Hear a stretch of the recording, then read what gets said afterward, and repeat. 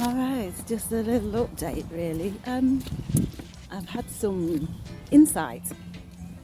It's just a quickie regarding this time of year and health wise, and what implements, what different activities, or what more of the health beneficial activities that we can do.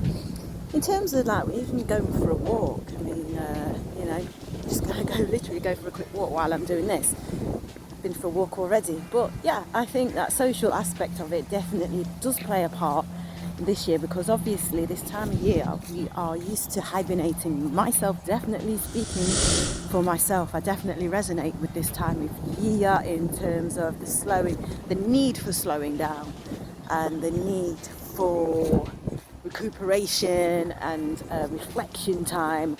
And as a person, an individual who leans more on the personality of being an introvert, I think this time of year is quite natural for me. I think. I like summer. I prefer summer for the warmth, for the lightness, and the freedom it offers, and also sort of the good mood vibes that you can share with other people. That seems to be easier to be in a good mood, doesn't it? It's like not just in a good mood, but more vibrant, more thoughts are more beneficial, I think. Something like that.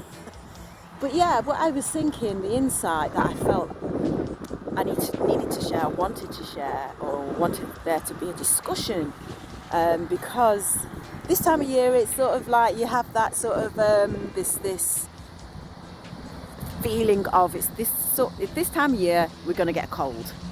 And I feel it's more to do with, because one, I've been told that the cold actually kills, like snow kills bacteria. I've been told that years ago, actually, like 20 years ago. I'm not sure how true that is, but there's some resonance in there being truth in there. But also, I think this time of year we do tend to restrict and tense up, and because it's cold, and if we're not used to, and if we've got darker skin tone as well, the heat from the sun takes time to get in there as well, apparently. So that's what I've been told as well. And I feel like this time of year we generally, we tend to tense up and want to wrap up and want to stay in and and maybe that's the hibernation part.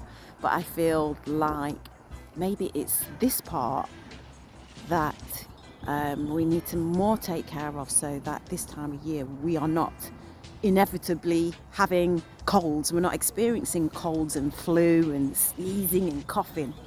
Coughing makes me laugh sometimes, because I feel that's one of the things that I can easily turn around.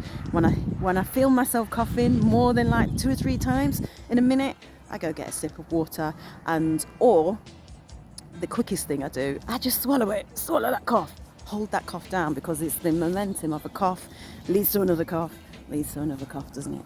So in my experience, let's have a discussion. I think it's interesting to have a discussion on this, actually, because I think in terms of what's going on up here, it's going to, a lot of us know that what's going on up here. There's a nice little dog there, is it? Is going to affect our physical health and our bodies, isn't it? So I think at this time of year we tend to be maybe more concerned on keeping warm, keeping our families warm, and just I suppose that sort of concern of how we're going to be active through this time, and especially now, but not just because of now, but just because of this season. I think we tend to feel that we need less movement. I think we need more in some ways, more soothing movement. There's a lot of yoga online that is to do with stillness, and it's all groundwork, and it's grounding, it's calming, and there isn't much movement at all. And I think that's ideal for this time of year, if you wanted to fall into the hibernation theme. So you can look online on YouTube. It's all free as well. There's so much to choose from. But I would suggest maybe Yoga with Adrienne. But if you want into the yin yoga, which is the stillness, just coming into that energy, women are supposed to be more tune with that yin, whereas men are supposed to be more in tune with the yang and being active. There's a balance there, and I think we all need to embrace more yin, full stop, I feel, and come from that root and foundation. So there's a lot online, so if you're into the yin, the more stillness, and I did a little bit today with yoga with Cassandra, 20 minutes. I mean, sometimes I speed it up on the thing. I don't do the normal time, do you know what I mean? I do the 1.25. So, that's an option as well, do you know what I mean? If you feel that you haven't got the 20 minutes, you might have 17, do you know what I mean? So there's always options, there's always ways, but it's just sometimes it's just difficult for us to just feel that, think of a new option that is beneficial. But I think that's where discussion is going to be really, really useful. Really useful for us all. Enjoy your day, enjoy this reflection moment. Let's discuss. Okay, thank you for listening.